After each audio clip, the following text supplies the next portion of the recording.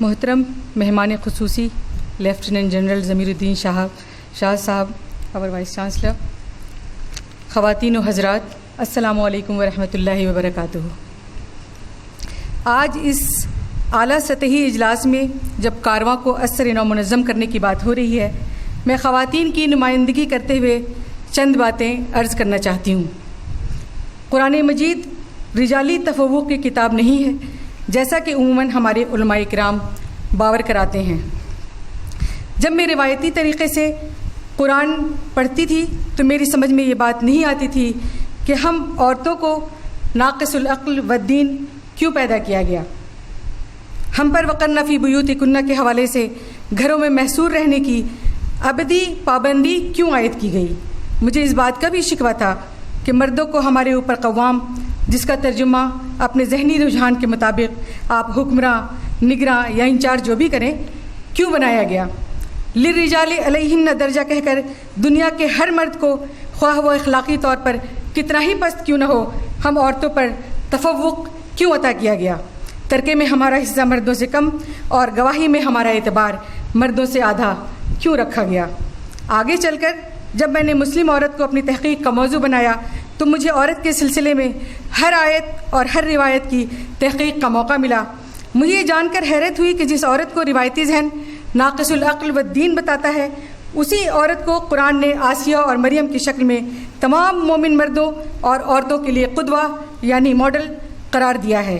اگر عورت واقعتاً فطری طور پر ناقص العقل والدین بتائی گئی ہے تو پھر عورت تو عورت، مرد حضرات کو ان کی پیروی کی ترغیب کے کیا معنی ہیں۔ اس سوال کو ذرا اور آگے بڑھائیے۔ اگر للرجال علیہن درجہ ایک عمومی بیان ہے جیسا کہ عام طور پر سمجھا جاتا ہے، تو میں دین مبین کے شارحین سے یہ پوچھنا چاہتی ہوں کہ کیا آج دنیا کا متقی سے متقی شخص بھی حضرت عائشہ یا حضرت ام سلمہ سے ایک درجہ آگے ہونے کا دعویٰ کر سکتا ہے؟ کیا ہمارے علماء واقعی سمجھتے ہیں کہ عورت ہونے کی حیثیت سے حضرت عائشہ ناقص العقل والدین ہیں؟ جب آپ صلی اللہ علیہ وسلم حدیبیہ میں حضرت ام سلمہ کا مشورہ قبول کر رہے تھے، کیا اس بات سے دانستاً چشم پوشی فرما رہے تھے کہ وہ بحیثیت عورت ناقص العقل تھی؟ اس بات پر خوشگوار حیرت ہوئی کہ قرآن کو رجالی تفوق کی کتاب سمجھنے میں دل میں جو شبہات پیدا ہوئے تھے، میں وہ پہلی خاتون نہ تھی۔ مجھ سے بہت پہلے صدر اول میں کچھ اسی قسم کے اعتراضات ام المومنین حضرت سلمہ نے بھی کیے تھے۔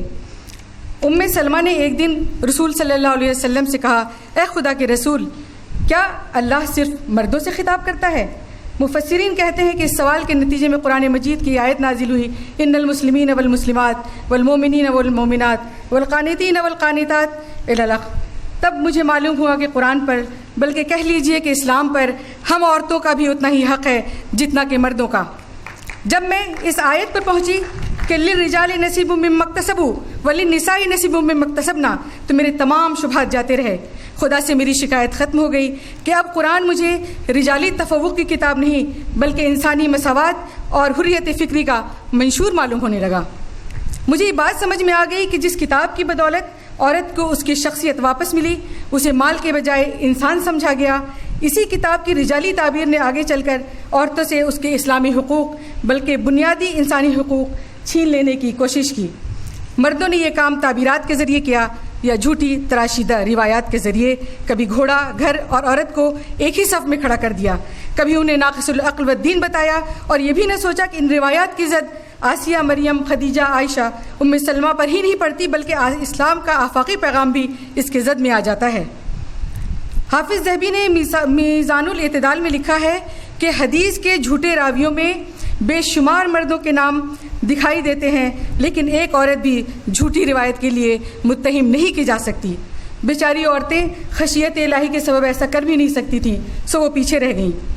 نتیجہ یہ ہوا کہ شریعت نے عورتوں کو جو کچھ عطا کیا تھا، مردانہ تعبیرات اور مردانہ روایت سازی نے وہ سب کچھ بڑی ہوشیاری سے اس سے چھین لیا۔ صورتحال یہاں تک پہنچی کہ آج علی گڑھ مسلم یونیورسٹی کے جامع مسجد سے ہم عورتوں کو نماز جمعہ اور عیدین سے بے دخل کر دیا گیا ہے، اور یونیورسٹی کے قبرستان کے صدر دروازے پر جلی حروف میں لکھا ہے کہ عورتوں کا قبرستان میں داخلہ ممنوع ہے، جبکہ رسول اللہ صلی اللہ علیہ وسلم تاکیدن فرمان ہے کہ عیدگاہ میں تمام مرد عورتیں، بچے، بوڑھے سبھی شرکت کریں. اور تاریخی مصادر سے یہ بات ثابت ہے کہ عہد عثمان میں جب رسول اللہ صلی اللہ علیہ وسلم کے چچا حضرت عباس کا انتقال ہوا تو ان کے جنازے کے جلوس میں بڑی تعداد میں عورتیں شامل تھیں.